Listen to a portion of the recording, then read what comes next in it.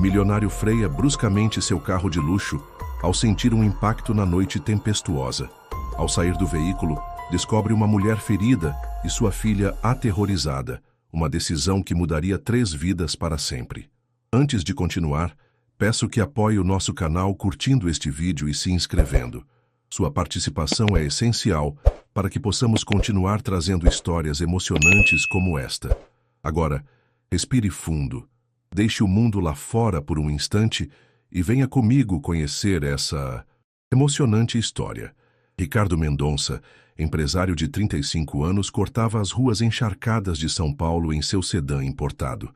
A chuva castigava impiedosamente a cidade, transformando a Avenida Paulista em um rio de luzes difusas e reflexos trêmulos. Dentro do veículo, o silêncio era quase absoluto, quebrado apenas pelo movimento rítmico dos limpadores de para-brisa e o ronronar discreto do motor alemão. Seus dedos apertavam o volante com força desnecessária, enquanto seus pensamentos vagavam para o passado. 5 anos atrás, quando um acidente fatal levou embora Beatriz, seu único amor. A mansão no Morumbi, para onde retornava, não era mais um lar. Apenas um espaço vazio, preenchido com objetos caros e lembranças dolorosas. O impacto foi repentino e violento. Ricardo pisou no freio instintivamente, sentindo o veículo derrapar no asfalto molhado antes de parar por completo. Por um momento, ficou paralisado, o coração martelando contra seu peito. Meu Deus, atropelei alguém! Com mãos trêmulas abriu a porta e foi instantaneamente golpeado pela chuva gelada que encharcou seu terno italiano. O que encontrou o deixou em choque. Uma mulher caída sobre o asfalto, suas roupas surradas grudadas ao corpo magro. Ao lado dela, uma menina de aproximadamente 8 anos agarrada a uma boneca de pano desbotada como se fosse seu único porto seguro no mundo. Senhora! Ricardo ajoelhou-se na água, sentindo-a penetrar em suas calças caras. A mulher abriu os olhos brevemente desfocados. Júlia! Sussurrou quase inaudivelmente, antes que suas pálpebras tornassem a cair. Com dedos trêmulos, Ricardo chamou o SAMU. Sua voz normalmente firme agora falha. Houve um atropelamento na Avenida Paulista, altura do número 1500. Uma mulher está gravemente ferida. Enquanto aguardavam, tentou confortar a menina. Como você se chama? Seus olhos encontraram os dela, grandes, escuros e cheios de um medo que nenhuma criança deveria conhecer. Júlia, respondeu em um sussurro, apertando ainda mais a boneca contra o peito. Ela tem um nome? Perguntou Ricardo, apontando para a boneca, tentando distrair a criança. Nina, respondeu Júlia, protegendo o brinquedo da chuva. Ela está com a gente desde que saímos da nossa casa. Ricardo tirou seu paletó e cobriu os ombros frágeis da menina. Em meio à chuva, conseguiu distinguir uma pequena sacola plástica rasgada com alguns pertences, uma escova quebrada, um documento gasto, algumas roupas, cuidadosamente dobradas. Quando a ambulância chegou, suas luzes vermelhas pulsando na escuridão, os paramédicos trabalharam rapidamente. O senhor é parente? Perguntou um deles. Ricardo olhou para Júlia, que observava tudo com olhos enormes, aterrorizados. Em uma fração de segundo tomou uma decisão que mudaria 3 vidas para sempre. Não, respondeu firmemente, mas me responsabilizarei pela menina. No banco traseiro do carro luxuoso, Júlia sentou-se encolhida, Nina abraçada ao peito. Os olhos de Ricardo encontraram os dela pelo retrovisor, e algo inexplicável o atingiu. Aquela menina carregava a mesma solidão que ele escondia por trás de sua fortuna. No silêncio daquela noite, enquanto seguia a ambulância pelas ruas alagadas de São Paulo, Ricardo não podia imaginar que um simples acidente estava prestes a revelar quão vazios eram seus cofres cheios e como uma pequena criança, sem nada, poderia lhe mostrar o verdadeiro significado de riqueza. O Hospital Albert Einstein pulsava com eficiência silenciosa. Ricardo, com suas roupas encharcadas grudadas ao corpo, atravessou o saguão com Júlia ao seu lado, uma figura pequena e frágil que parecia encolher-se ainda mais sob as luzes intensas.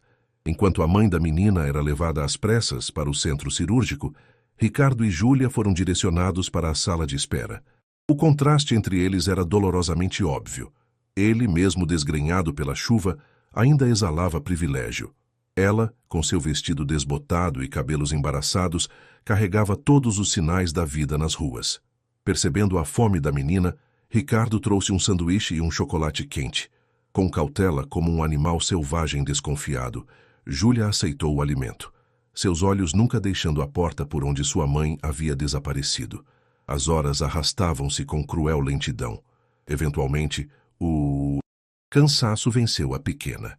Ricardo observou como ela lutou contra o sono, até que, finalmente, adormeceu com a cabeça apoiada contra seu braço, ainda agarrada a Nina.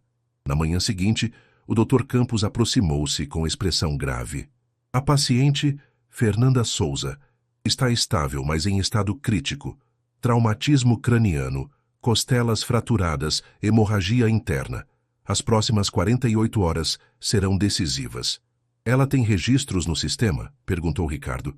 Alguns atendimentos em postos de saúde da periferia. Pelo que conseguimos apurar, vive em situação de rua há cerca de 3 anos. A realidade da vida de Fernanda e Júlia, uma realidade que Ricardo, em sua bolha de privilégios, mal conhecia, agora se materializava com dolorosa clareza. E quanto à menina? O conselho tutelar já foi notificado, respondeu o médico. Provavelmente a encaminharão para um abrigo temporário. Não, interrompeu Ricardo, com uma firmeza que surpreendeu até a ele mesmo. Eu me responsabilizarei por ela, enquanto a mãe estiver internada. O médico o estudou com ceticismo. Senhor Mendonça, há procedimentos legais. Tenho advogados que podem resolver qualquer procedimento. Essa criança não irá para nenhum abrigo. Quando Júlia despertou, perguntou imediatamente pela mãe, seus olhos cheios de medo e esperança.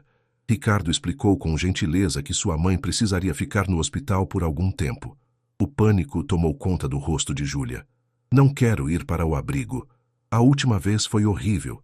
E demoraram muito para devolver a gente para a mamãe. Júlia, disse Ricardo suavemente, gostaria de vir ficar na minha casa enquanto sua mãe se recupera. É um lugar grande e confortável, e poderemos visitar sua mãe todos os dias. A menina o avaliou com desconfiança. Posso levar a Nina? Claro que sim, sorriu Ricardo. Nina também é bem-vinda. Após horas de burocracia e a intervenção dos advogados de Ricardo, obtiveram uma autorização provisória. O carro parou diante da imponente mansão no Morumbi, uma construção moderna cercada por um jardim exuberante. Você mora aqui? Perguntou Júlia, sua voz mal passando de um sussurro. Sim, respondeu ele, percebendo como sua casa deveria parecer intimidante para uma criança que dormia em viadutos. Quando entraram no imenso hall de entrada, com seu piso de mármore e obras de arte contemporâneas, Júlia encolheu-se instintivamente.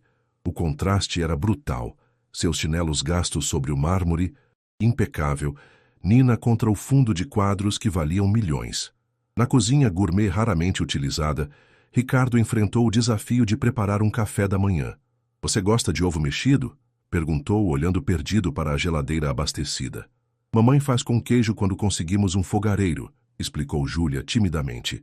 A simples frase atingiu Ricardo com a força de uma revelação. Para ele, uma cozinha completa era algo garantido. Para Júlia, um simples fogareiro era um luxo ocasional.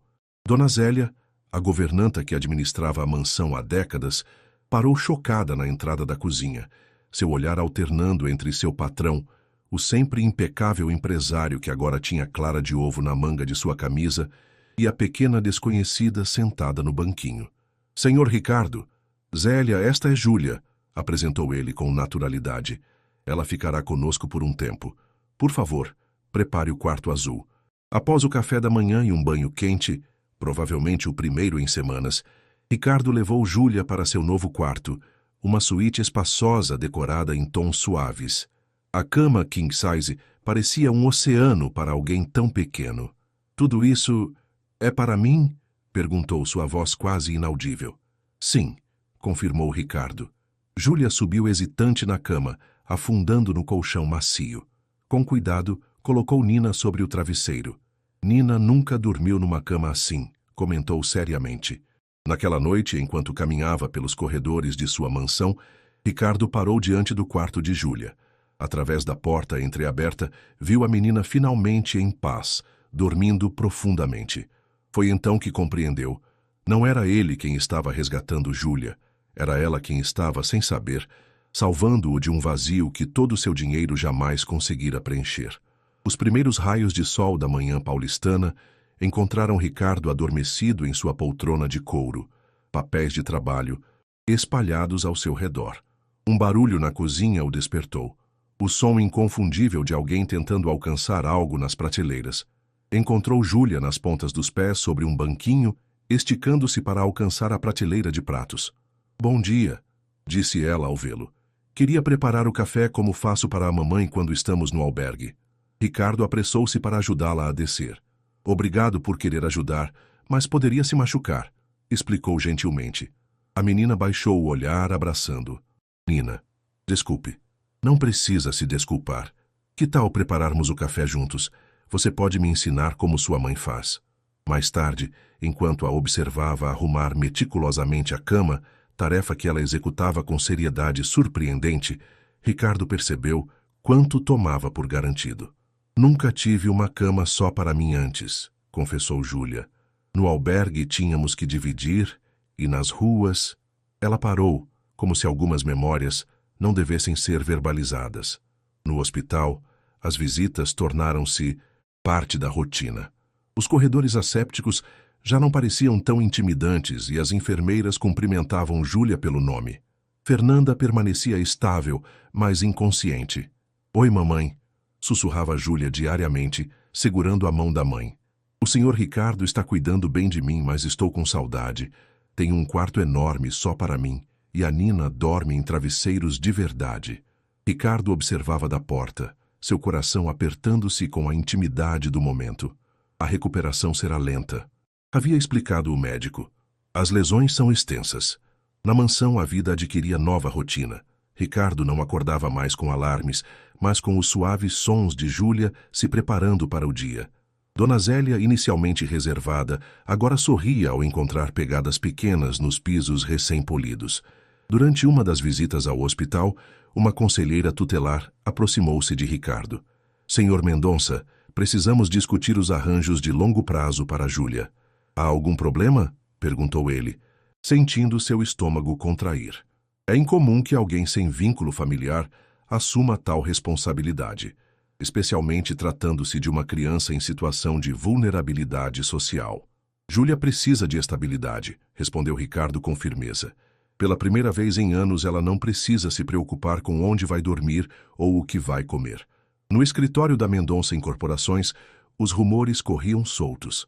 O Ricardo recusou uma reunião com investidores chineses, cochichavam nos corredores. "Dizem que está cuidando de uma menina de rua." Uma tarde, enquanto tentava concentrar-se em relatórios, Ricardo ouviu algo raro, uma risada infantil. Júlia estava na porta de seu escritório, segurando um desenho. "Posso mostrar uma coisa?" perguntou timidamente. Ricardo afastou os papéis. "Claro, venha." "Olhe", disse ela, estendendo o desenho. "Este é você, esta sou eu, e aqui está a mamãe no hospital." Aquele desenho simples, com suas cores vivas e proporções imperfeitas, tocou Ricardo mais profundamente que qualquer obra em sua vasta coleção de arte. Naquela noite, enquanto colocava Júlia para dormir, ela o surpreendeu com uma pergunta. "Acha que a mamãe vai acordar logo?" Ricardo sentou-se na beira da cama, escolhendo suas palavras com cuidado. "Sua mãe é muito forte, Júlia. Está lutando para voltar para você." A menina assentiu, já sonolenta. "Como você luta para cuidar de mim?" Suas palavras simples ficaram com Ricardo durante a noite, enquanto contemplava como, em apenas algumas semanas, uma criança que não possuía nada havia lhe dado algo que seu império financeiro jamais conseguira. Um propósito além dos números.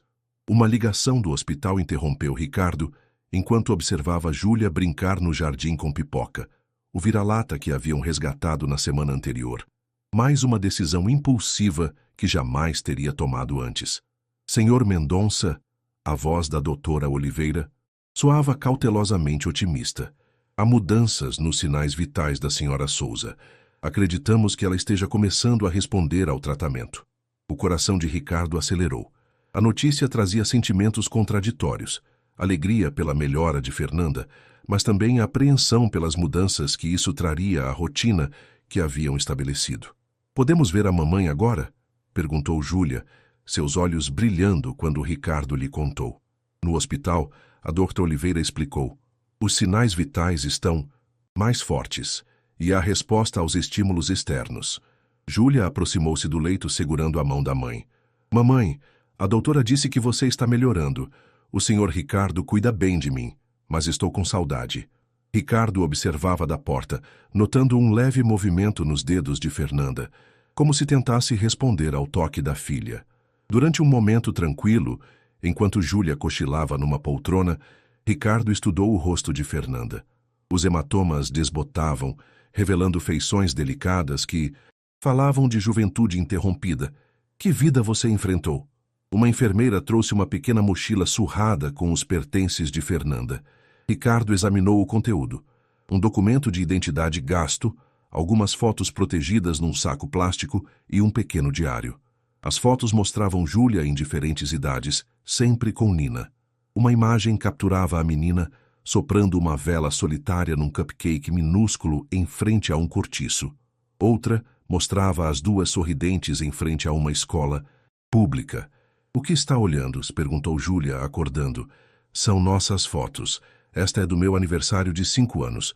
Mamãe catou latinhas um mês inteiro para comprar esse bolinho e uma vela."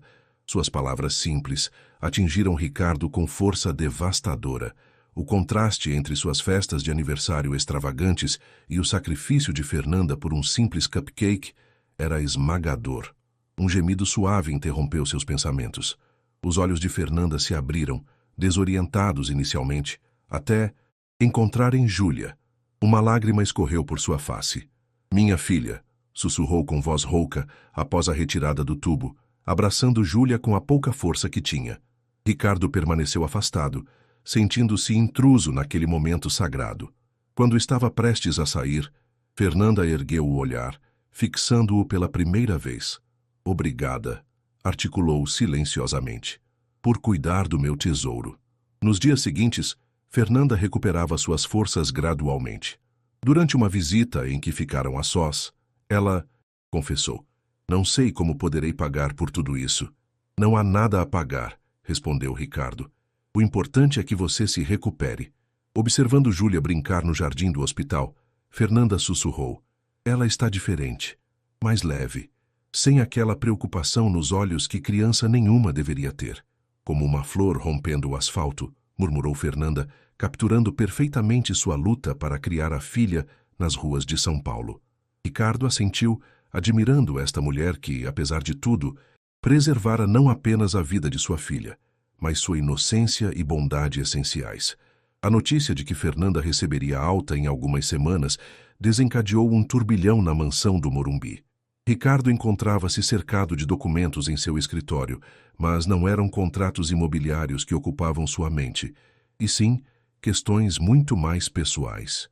Durante uma videoconferência com sua equipe jurídica, Dr. Barros finalmente verbalizou o que todos evitavam. "Senhor Mendonça, precisamos discutir as implicações de oferecer residência permanente a uma ex-moradora de rua e sua filha." Ricardo percebeu os eufemismos que mal disfarçavam a verdadeira preocupação. O que diriam os acionistas, a elite paulistana? Um empresário do seu calibre acolhendo pessoas das ruas em sua mansão não era apenas caridade. Era uma declaração que desafiava convenções sociais.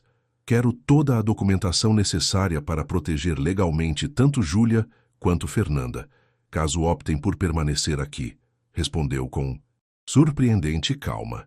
Naquela noite, Dona Zélia encontrou Ricardo contemplando o jardim onde Júlia havia plantado suas primeiras flores. "O quarto adjacente ao de Júlia seria perfeito para a senhora Fernanda", sugeriu a governanta. "Tem boa luz natural e fica perto do jardim." "Obrigado, Zélia. Sei que estas mudanças não têm sido fáceis para você." A governanta sorriu suavemente. "Trabalho para o senhor há 20 anos. É a primeira vez que vejo vida nestas paredes." No hospital, Ricardo observava silenciosamente Fernanda durante a fisioterapia. Cada exercício era uma batalha, mas ela persistia com determinação admirável. Não precisa vir todos os dias, disse ela quando ficaram sozinhos. Já fez mais que suficiente. Ricardo percebeu sua preocupação real, não o inconveniente para ele, mas o crescente senso de dívida que sentia. O que acontecerá quando eu sair daqui? Perguntou finalmente. Não tenho para onde ir. Nosso canto debaixo do viaduto certamente já foi ocupado. Quero que... Venham para minha casa, interrompeu Ricardo. Não apenas para sua recuperação, mas pelo tempo que desejarem. Por quê? Perguntou ela diretamente. Por que faria isso? Somos estranhas. A pergunta o deixou momentaneamente sem palavras. Por quê, de fato? Culpa? Compaixão? Ou algo mais profundo? Porque Júlia trouxe vida de volta à minha casa. E porque todos merecemos uma segunda chance. Na mansão, Júlia envolvia todos nos preparativos para a chegada da mãe, desenhando planos elaborados para a decoração do quarto. E nunca mais vamos precisar dormir na rua. Durante um jantar no Fazano com Marcos, seu amigo e sócio, a conversa inevitavelmente chegou ao assunto dos rumores. Os investidores estão perguntando se você está passando por algum tipo de crise de meia-idade, disse Marcos, que talvez esteja sendo manipulado, que essa mulher viu uma oportunidade. Basta, interrompeu Ricardo. Essa mulher tem nome, Fernanda Souza. Elas enfrentaram dificuldades que não podemos imaginar, mantendo uma dignidade que muitos em nosso círculo jamais terão. De volta ao hospital, encontrou Fernanda preocupada. Conversei com a assistente social sobre alternativas, programas de reinserção, abrigos transitórios. Você está considerando essas opções ao invés de vir para minha casa? Perguntou, sentindo um aperto no peito. Estou tentando entender o que é certo para Júlia. Ela está tão feliz com você. Mas o que pensarão? Uma mulher das ruas na mansão do empresário que a atropelou? Parece o início de uma história sórdida. Deixe que falem, respondeu ele com surpreendente convicção. O que os outros pensam não define quem somos, Fernanda. Só nossas ações. A data da alta aproximava-se. Na tarde anterior, Ricardo recebeu uma ligação de Marcos. O conselho está se reunindo amanhã. Há uma moção para discutir sua liderança. Alguns acionistas questionam seu compromisso com a empresa. Observando Júlia brincar no jardim com pipoca, Ricardo respondeu com uma clareza, que não sentia há anos.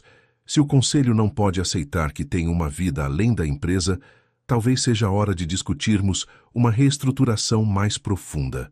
Desligando, sentiu uma estranha leveza. A decisão que atormentara seu coração finalmente se tornara cristalina. Sua vida mudara irrevogavelmente desde aquela noite chuvosa e não havia como voltar. Nem ele queria. O dia da alta de Fernanda amanheceu excepcionalmente claro. O céu de São Paulo livre da habitual poluição, como se a própria natureza celebrasse este novo começo. Ricardo havia verificado pessoalmente cada detalhe na mansão. O quarto está pronto, informou Dona Zélia, seu tom formal não escondendo a expectativa nos olhos. Coloquei flores frescas e aqueles livros que o senhor mencionou. No hospital, a doutora Oliveira forneceu as últimas instruções. Nada de esforços excessivos, fisioterapia, 3 vezes por semana e medicamentos nos horários prescritos. Para Ricardo, acrescentou em voz baixa, é admirável o que está fazendo. Conhecemos Fernanda e Júlia de internações anteriores. 3 invernos nas ruas de São Paulo. Não é vida para ninguém, especialmente uma criança. No carro, Júlia transbordava entusiasmo. Depois dessa árvore enorme já dá para ver a casa, mamãe. Parece um palácio. Ricardo observava pelo retrovisor como Fernanda ficava mais tensa à medida que se aproximavam. Quando a mansão finalmente apareceu, ela prendeu a respiração. É muito grande, sussurrou, quase para si mesma. Olha, mamãe, aquelas são minhas flores, exclamou Júlia, apontando para o pequeno canteiro de girassóis. No hall de entrada, Fernanda parou, visivelmente oprimida pelo contraste brutal com sua vida anterior. Dona Zélia a guiou pela casa, enquanto Júlia saltitava ao lado delas. E aqui a gente toma café da manhã. E esta é a biblioteca onde o senhor Ricardo me ensinou a ler livros de verdade. Durante o almoço, Fernanda finalmente reuniu coragem. Senhor Mendonça, precisamos falar sobre nossa situação. Dona Zélia, percebendo a tensão, apareceu quase por magia. Júlia, lembra dos desenhos para o quarto da sua mãe? Acho que é uma boa hora para mostrar. Após a saída da menina, Fernanda continuou. Não posso aceitar tudo isto. Sua generosidade é imensa, mas não devemos depender do Senhor desta maneira.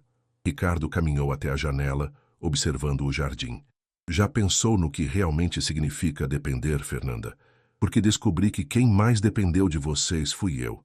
Esta casa era apenas uma existência vazia antes que chegassem. Não pode falar sério, respondeu com voz trêmula. O Senhor tem tudo, sucesso, riqueza, respeito. Nós apenas trouxemos complicações. Ouvi os comentários dos enfermeiros. Deixe-me contar sobre minha vida antes daquela noite chuvosa. Eu era um homem que existia apenas para trabalhar, que havia esquecido como viver. O som distante da risada de Júlia filtrava-se pelas janelas, contrastando com a intensidade do momento. Mas por que nós? Murmurou Fernanda. O senhor poderia ter reconstruído sua vida com alguém de seu próprio círculo. Porque vocês me devolveram algo que acreditei perdido. A capacidade de sentir, de me preocupar com alguém além dos números numa conta bancária. Júlia me ensinou a ver o mundo com novos olhos. E você me mostrou o que é verdadeira fortaleza. As lágrimas escorriam pelas bochechas de Fernanda. Não sou forte. Sou uma mulher que lutou para manter sua filha, que tomou decisões que me envergonham. Se soubesse minha história completa. Ricardo ajoelhou-se junto à sua cadeira. Sua história é precisamente o que a faz forte. Cada cicatriz, cada sacrifício por Júlia. Isso é verdadeira fortaleza, não títulos ou contas bancárias. Mas o que Júlia pensará quando souber de onde viemos? Verá uma mulher que nunca se rendeu. Uma mãe que priorizou a felicidade da filha acima de tudo. Nesse momento, Júlia entrou correndo e parou ao ver sua mãe chorando e Ricardo ajoelhado. Mamãe? Perguntou preocupada. Fernanda a abraçou forte. Às vezes as lágrimas não são de tristeza. Às vezes nosso coração está tão cheio que transborda. O senhor Ricardo nos quer muito, não é? E nós também queremos ele, disse Júlia com sabedoria infantil. A simplicidade dessa declaração atingiu ambos com a força da verdade. Para um coração infantil, tudo era tão claro. Fernanda, disse Ricardo suavemente, não peço que decida agora, só que nos dê uma oportunidade.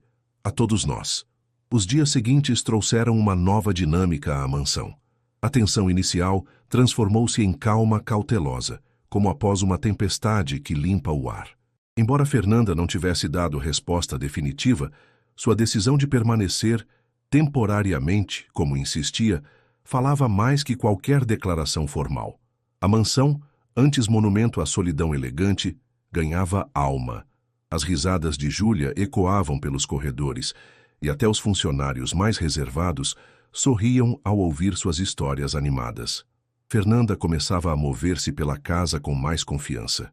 Suas sessões de fisioterapia ocorriam no jardim, onde o jardineiro criara um espaço especial, com bancos estrategicamente posicionados para seus momentos de descanso. Uma manhã, enquanto trabalhava em seu escritório, Ricardo ouviu algo incomum, risadas mescladas ao aroma de algo doce sendo assado. Seguindo os sons e cheiros, encontrou Fernanda e Júlia na cozinha preparando bolinhos de chuva com Dona Zélia. Farinha cobria o impecável balcão de mármore, enquanto o aroma de canela transformava a cozinha gourmet num espaço vivo. Ricardo deteve-se na porta, absorvendo a cena que expandia seu coração inexplicavelmente. «Senhor Ricardo», exclamou Júlia, rosto manchado de farinha. «Estamos fazendo os bolinhos que a mamãe fazia quando a gente tinha um fogareiro. No albergue da Dona Conceição, podíamos usar a cozinha nas quartas-feiras». Fernanda levantou o olhar, bochechas coradas tentando manter dignidade apesar da bagunça culinária. Era uma das poucas alegrias que tínhamos sem um lar próprio. Espero que não se importe com a liberdade. Ricardo sorriu genuinamente. Expressão rara, nas salas de reuniões onde mantinha uma máscara de seriedade profissional. Esta é sua casa também, respondeu, surpreendendo-se com a naturalidade das palavras. Além disso, há muito tempo esta cozinha precisava de mais que pratos sofisticados e jantares de negócios. Uma casa precisa de risadas e cheirinho de canela para se tornar um lar, comentou Dona Zélia, surpreendendo a todos com sua sabedoria. As tardes adquiriram nova rotina. Ricardo terminava o trabalho mais cedo, inventando desculpas para deixar reuniões, ansioso para participar das atividades com Fernanda e Júlia, lendo no jardim, pintando aquarelas, jogando jogos de tabuleiro. Atividades simples que antes consideraria triviais, agora preenchiam seu coração com satisfação que nenhum contrato milionário proporcionara. Você mudou, observou Marcos durante uma reunião. Há algo diferente em você. Ricardo apenas sorriu. Como explicar o calor no peito quando Júlia corria para recebê-lo na porteira, ou como seu coração acelerava quando Fernanda o olhava, com aqueles olhos que pareciam ver além de sua fachada de sucesso? Uma noite, ajudando Fernanda com exercícios no jardim, suas mãos se tocaram acidentalmente. O contato, embora breve, enviou uma corrente elétrica pelo corpo de Ricardo. Fernanda também sentiu. Ele percebeu pela respiração contida, pelo rubor sob a luz suave das luminárias. Por um momento, permaneceram imóveis, temendo quebrar o encanto. Às vezes me pergunto, sussurrou Fernanda, se tudo isto é real. Se um dia acordarei embaixo do viaduto do Glicério e descobrirei que foi apenas um sonho bonito demais. Ricardo tomou sua mão deliberadamente. É real, respondeu com firmeza. Tão real quanto o fato de que já não consigo imaginar esta casa sem vocês. A confissão escapou antes que pudesse analisá-la ou editá-la, algo raro para um homem acostumado a pesar cada palavra em negociações. E pela primeira vez em muito tempo, não sentiu necessidade de explicar seus sentimentos. Eles simplesmente eram, tão verdadeiros quanto o olhar de gratidão que Fernanda lhe dirigiu sob o céu estrelado. Os sentimentos que Ricardo contivera por tanto tempo começaram a transbordar como um rio que rompe suas barreiras. Durante os jantares familiares, seus olhos encontravam os de Fernanda com frequência crescente, trocando olhares que diziam mais que 1000 palavras. Júlia, com sua perspicácia infantil, notou as mudanças sutis. "Por que sorri tanto agora, mamãe?" perguntou enquanto plantavam flores no jardim. Ricardo, passando discretamente, deteve-se ao ouvir a pergunta. "É que estou feliz, pequena", respondeu Fernanda, acariciando o cabelo da filha. "Mais feliz do que tenho sido em muito tempo." A sinceridade em sua voz fez o coração de Ricardo acelerar, como nenhuma negociação de alto risco jamais conseguira. Após Júlia adormecer, Fernanda e Ricardo passavam horas conversando na varanda. Descobriram uma conexão que transcendia suas origens diferentes, uma compreensão mútua nascida do contraste de suas experiências. "Eu era professora de educação infantil", revelou Fernanda uma noite, surpreendendo-o. "Quando conheci o pai de Júlia, achava que tinha encontrado meu príncipe encantado. Depois que engravidei, descobri seu vício em drogas. Desapareceu levando nossas economias. Fiquei com uma pneumonia grave que me deixou internada por semanas. Perdi o emprego, não consegui pagar o aluguel e antes que percebesse, estavam nas ruas", completou Ricardo. Suavemente. O mais difícil não era a fome ou o frio, mas o olhar de nojo das pessoas, como se fôssemos menos gente por não termos um endereço. Durante uma conversa antes de dormir, Júlia pegou Ricardo desprevenido. "Você gosta da minha mãe como namorado?" A pergunta o deixou momentaneamente sem palavras. "Sua mãe é uma mulher extraordinária, Júlia. Tenho um enorme respeito por ela." "Isso não foi o que perguntei", observou ela com lógica impecável. Ricardo riu suavemente. "Você está certa. E sim, acho que gosto dela desse jeito. Mas adultos às vezes demoram para entender seus próprios corações. Crianças são mais espertas nisso", concordou Júlia. "Nina e eu percebemos há semanas." Esta conversa ficou na mente de Ricardo nos dias seguintes, levando-o a uma decisão que, uma vez tomada, parecia inevitável. Em uma tarde dourada de inverno paulistano, levou Fernanda a um pequeno restaurante discreto no Jardim Paulista. "Este foi o primeiro restaurante que visitei quando cheguei a São Paulo", contou ele. "Meu pai me trouxe para celebrar minha aprovação no vestibular. Ele disse que os momentos mais importantes raramente acontecem em lugares grandiosos." Durante o jantar, conversaram como se conhecessem há anos. Quando a sobremesa chegou, Ricardo parecia nervoso, algo raro para o sempre confiante empresário. "Há algo que quero lhe perguntar", começou, mexendo no bolso do paletó. Foram interrompidos pelo proprietário, que reconheceu Ricardo. Senhor Mendonça, que prazer vê-lo novamente. Olhando para Fernanda, acrescentou: E quem é esta encantadora senhora? Ricardo respirou fundo. Esta é Fernanda Souza, a mulher que amo. As palavras, ditas assim em público pela primeira vez, pairaram no ar como uma declaração para o mundo. De volta à mansão, com Júlia já dormindo, Ricardo convidou Fernanda para um passeio pelo jardim, iluminado por lanternas estrategicamente posicionadas. Sob uma jabuticabeira centenária, tomou suas mãos entre as suas. Não sou bom com palavras quando se trata de sentimentos. Passei anos lidando com contratos e negociações, mas nada me preparou para você. Do bolso interno de seu paletó, retirou uma pequena caixa de veludo azul marinho. Ajoelhando-se, revelou um delicado anel de diamante solitário. Fernanda Souza, você me daria a honra de se tornar minha esposa?